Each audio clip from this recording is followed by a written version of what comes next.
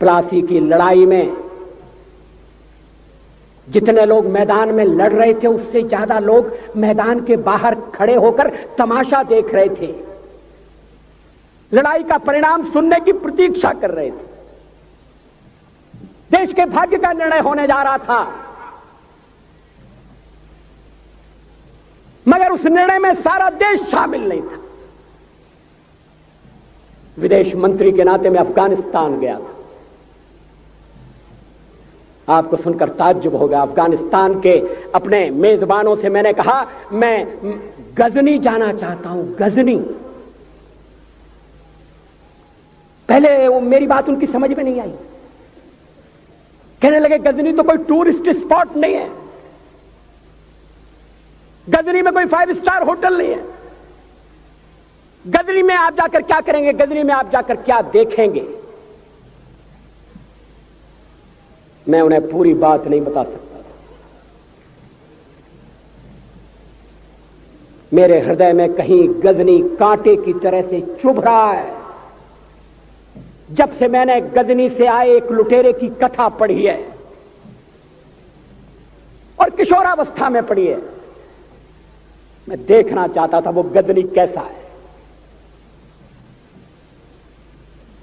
आपको सुनकर ताज्जुब होगा, महमूद गजनी का अफगानिस्तान के इतिहास में कोई स्थान नहीं है।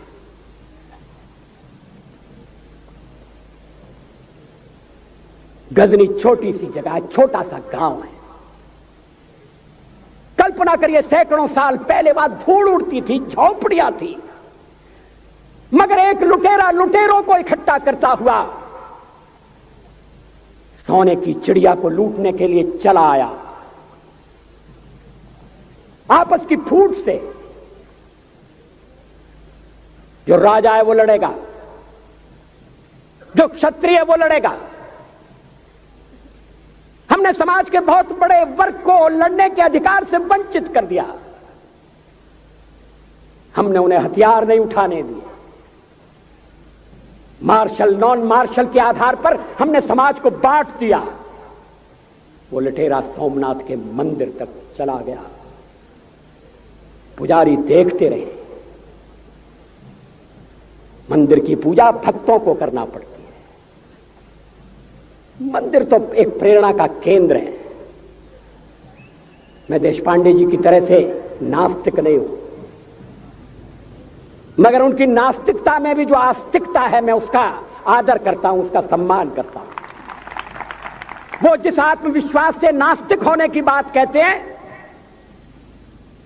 तो मैं उनसे कहना चाहता हूं वो सचमुच में नास्तिक नहीं है। जिसकी आस्तिकता है, जिसका विश्वास है, वो नास्तिक कैसे हो सकता है? विश्वास किसमें है ये बड़ी बात नहीं है, विश्वास है या नहीं। हमने समाज के बहुत से बड़े वर्ग को विश्वासहीन बना दिया।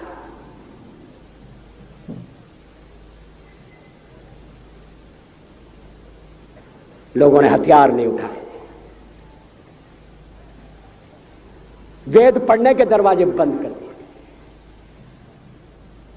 इसलिए हम पादाक्रांत हुए। अफगानिस्तान में मैंने एक बात और देखी। मुझे जिस होटल में ठहराया गया उसका नाम था कनिष्क। अफगानिस्तान एक मुस्लिम देश है। मुझे बड़ा ताज्जुब हुआ। मैंने कहा कनिष्क यहां कहां से आया? तो मेरे साथ अफगानिस्तान के विदेश मंत्री थे। मैंने कहा कनिष्क आपका कौन लगता है? कनिष्क से आपका क्या संबंध है? कहने लगे कनिष्क हमारा पूर्वज है, कनिष्क हमारा पुरखा है। He was one of our forefathers। मैंने कहा तब तो हमारे आपके पुरखे एक हैं। अफगानिस्तान के लोगों ने उपासना पद्धति बदली है, संस्कृति नहीं बदली। आज के भारत के परिवेश में यह सुनने के बाद थोड़ा विचित्र लगता है। हमारे यहां तो धर्मांतरण के साथ राष्ट्रांतरण होता है, ऐसा दृश्य दिखाई देता है। पड़ोसी देशों में ऐसा नहीं हुआ। अभी राम जन्मभूमि का मामला चल रहा है। एक विदेशी आए, कहने लगे राम जन्मभूमि का क्या झगड़ा है? हमने कहा इस पर विवाद हो रहा है कि श्री राम कहां पैदा हुए थे, और जहां पैदा हुए थे वो स्थान उनके मंदिर के लिए प्रयुक्त किया जाए या न किया जाए। वो इंडोनेशिया से आए थे, वो मुसलमान है। कहने लगे हम तो समझते थे कि राम के लिए सारे भारत में आदर होगा, सम्मान होगा। हमने कहा ये आपने कैसे समझा? कहने लगे आप तो इंडोनेशिया आ चुके हैं, इंडोनेशिया में बहुत से लोगों ने इस्लाम स्वीकार कर लिया, मगर श्री राम को विस्मृत नहीं किया, श्री राम को भुलाया नहीं। इंडोनेशिया के बाली द्वीप में 1 महीने रामायण की लीला होती है। मैं उस समारोह में जा चुका हूं। उस समय भी विदेश मंत्री मेरे पास बैठे थे। मैंने कहा ये रामायण ये क्या हो रहा है? मैंने कहा एक्सीलेंसी ये मंच पर क्या हो रहा है? कहने लगे एक्सीलेंसी आपको पता होना चाहिए। हमने कहा मुझे तो पता है मगर मैं जानना चाहता हूं। कहने लगे ये रामायण है, ये राम है, ये लक्ष्मण है, ये सीता है। हमने कहा इनसे आपका क्या संबंध है? आप तो मुसलमान हैं।